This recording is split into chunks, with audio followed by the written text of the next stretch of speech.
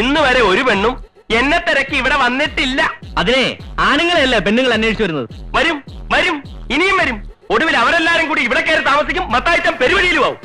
സൂക്ഷിച്ച് സംസാരിക്കണം. സൂക്ഷിക്കേണ്ടത് നീയാ. എന്റെ ജാതകത്തിലുണ്ട് ഞാനൊരു കൊലപാതകയാവും. എന്റെ ജാതകത്തിലുണ്ടോ ഞാൻ ഒരു കൊലപാതകയെ കൊല്ലുന്നു? ഒന്ന് മിണ്ടാതിരിക്കടാ.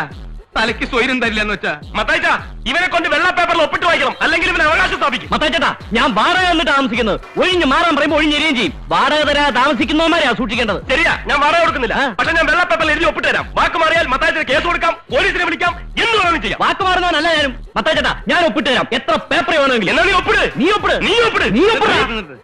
രണ്ടുപേരും വെള്ളക്കടലാസിൽ എഴുതി ഒപ്പിട്ട് തന്നേക്ക്. അപ്പൊ പ്രശ്നം തീർന്നില്ലേ?